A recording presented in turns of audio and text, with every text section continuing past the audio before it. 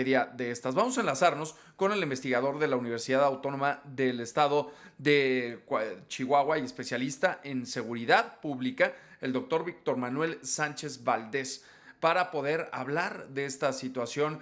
Doctor, te saludamos con muchísimo gusto y justamente tú presentaste un estudio y presentas estos números que son alarmantes de que pues no solo en Michoacán ha sucedido esto, sino prácticamente en todos los estados hay casos en los que los niños y los menores llegan con armas a las escuelas. Muy buen día, te saludamos Rocío Ireta y un servidor Pablo Valdés.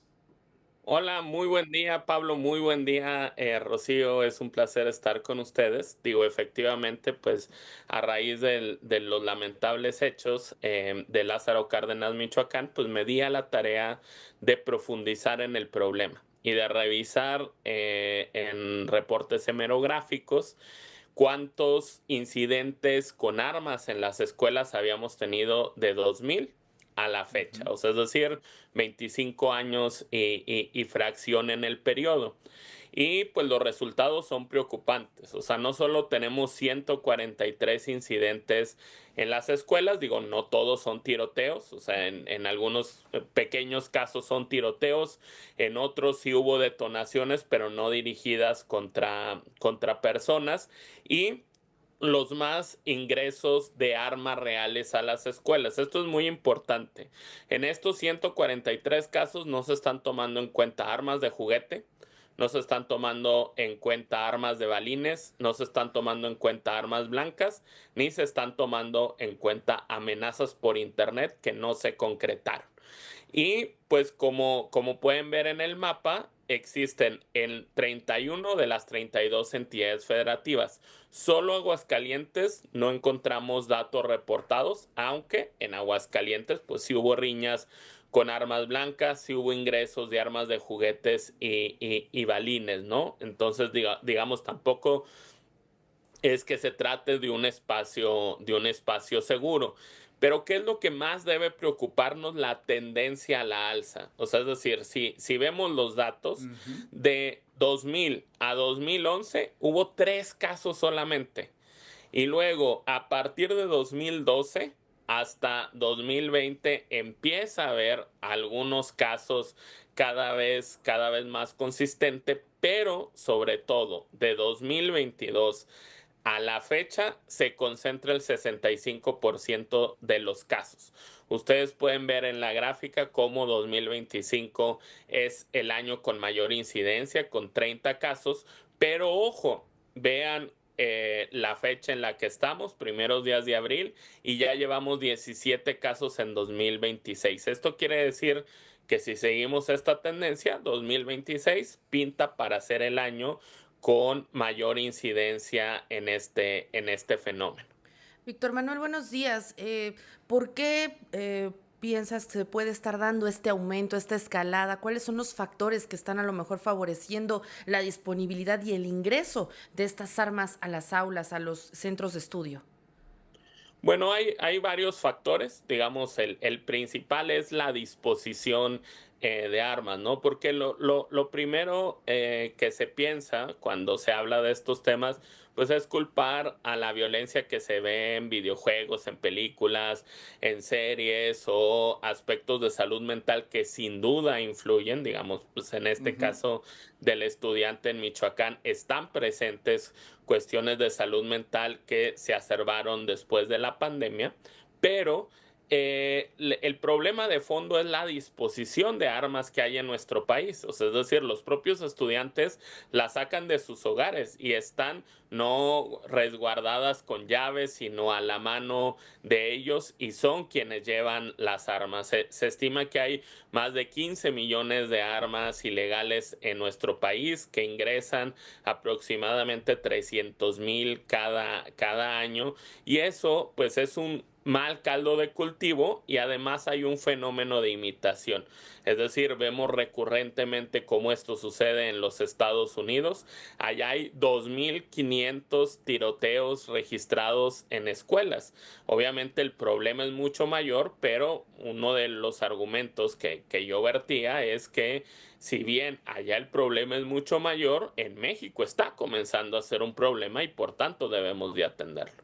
Sin duda alguna. Y bueno, a ver, tocas un punto y es una muy buena comparación entre Estados Unidos y México. La diferencia es que tú vas a cualquier tienda deportiva en los Estados Unidos y si eres mayor de edad en la Unión Americana puedes adquirir una pistola fácilmente o un arma fácilmente. En México no. Esto quiere decir que el mercado ilegal de las armas en nuestro país, Víctor Manuel, pues ha crecido bastante. También ha crecido el trasiego de armas de la Unión Americana hacia nuestro país y sobre todo la penetración que ha tenido el crimen organizado en ciertas regiones del territorio mexicano, en los Sí, menores a ver, sobre todo. claro, todos esos factores, Pablo, influyen. El 80% de las armas que están en nuestro país son de origen norteamericano. Un problema de fondo es pues la falta de regulación en la venta en los Estados Unidos. Como bien explicas, hay estados como Arizona en donde tú te presentas, agarras el arma que quieres, vas al mostrador, checan rápidamente si estás en un registro de antecedentes. No queda registro de tu compra, o sea, solo revisan si no tienes antecedentes, te dan el arma, tú puedes salir de la armería y venderla a quien tú quieras sin la necesidad de registrarlo. Esto está confluyendo pues en alimentar las redes de tráfico de armas hacia nuestro país. Ya hay vías muy establecidas y como tú mencionas, la penetración que tienen en distintas zonas, incluyendo Michoacán, donde fue este suceso, es preocupante. Y a pesar de que en México no es legal comprar armas como las que vimos en este hecho, es decir, nadie legalmente, salvo que sea de las Fuerzas Armadas o de los cuerpos de seguridad, puede tener esa arma en su casa. Ni siquiera se dan permisos para este tipo de armas. Pues lo cierto es que en el mercado negro fácilmente se puede encontrar y eso es lo que debe preocuparnos. O sea, es decir, lo que hay detrás de este artículo de 143 hechos es que ha habido 143 ocasiones al menos, porque son las reportadas y que presumiblemente son más, en las que esto pudo devenir en una tragedia como lo de Michoacán. Víctor Manuel, esto respecto a las armas que entran de forma ilegal y bueno, las que se compran, pero ¿qué hay de la disponibilidad en los hogares, por ejemplo, de pronto de chicos cuyo parentesco con algún elemento armado, ya sea del Ejército o la Guardia Nacional? ¿Qué controles se podrían fortalecer también al interior de estas corporaciones de gobierno para que no haya este resguardo irresponsable en los hogares?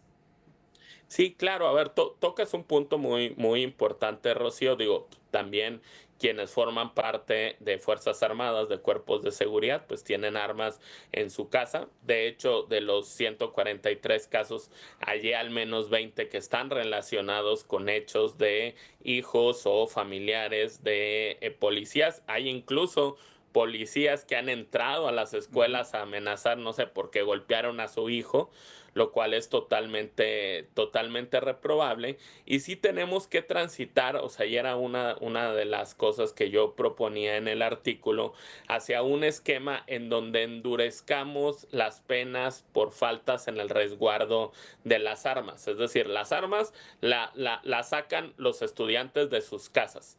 O sea, sean armas que sí están registradas, sean armas que pertenecen a un elemento de seguridad o sean armas ilegales.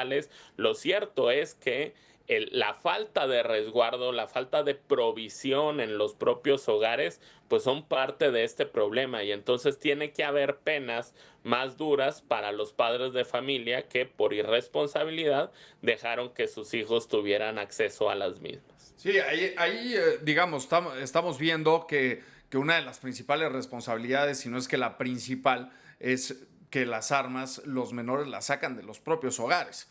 Entonces, bueno, pues el control de las armas dentro de las casas de los mexicanos. Y la otra, Víctor, y tú como experto en seguridad pública, ¿qué propones que se haga en las propias escuelas? Porque también se hacen todos estos operativos de mochila segura y bueno, les checan los útiles a los alumnos, etcétera. Pero pues esto no cambia la situación. Desde 2022, post pandemia, estamos viendo el incremento de estos casos. Sí, a ver, digo, pues tiene que haber un trabajo en muchísimos frentes. O sea, primero tiene que haber claridad en los protocolos. O sea, es decir, establecer desde lo nacional un protocolo que lo sepan en todos los Ujú. planteles. O sea, qué hacer si pasa. A quién reportar, tener este sistema de alertas tempranas que también le permita a la autoridad pues, responder con celeridad. Tiene que haber una cuestión o una gran campaña de concientización. O sea, hay muchos casos, o sea, que yo vi en este proceso en donde los chicos llevaban las armas para presumirle a sus compañeros. O sea, y Ujú. luego ya los compañeros se asustaban. O sea, hacer entender a los propios estudiantes que las armas no es un juego, que las armas son peligrosas porque incluso de las 13 muertes que han sido reportadas en México, hay al menos 3 en donde la misma persona que llevó el arma por accidente la detonó y causó su propia muerte. Es decir, son peligrosas también para las personas. Tenemos que apostarle a la salud mental, a la prevención del bullying, el tema que les decía de las penas. Digo, uno quisiera que como en las escuelas de Estados Unidos hubiera detectores de metal. Lo cierto Claro. es que la inversión para un país como el nuestro no necesariamente sería realista, aunque bueno, si hubiera planteles que lo hicieran, sin duda ayudaría.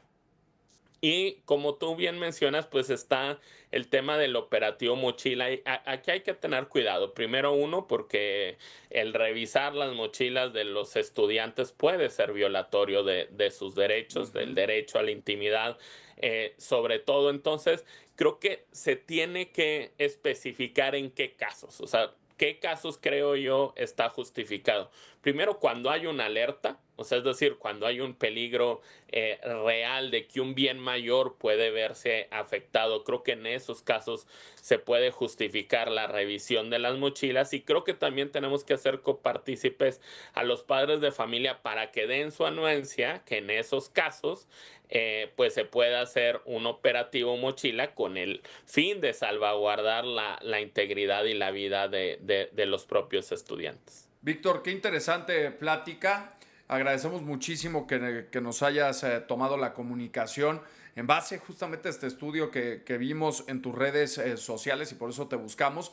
Y agradecemos muchísimo, como siempre, la comunicación. No, como siempre, un placer, Rocío, Pablo, a la orden. Claro que Gracias. sí. Víctor Manuel Sánchez Valdés, el doctor Víctor Manuel.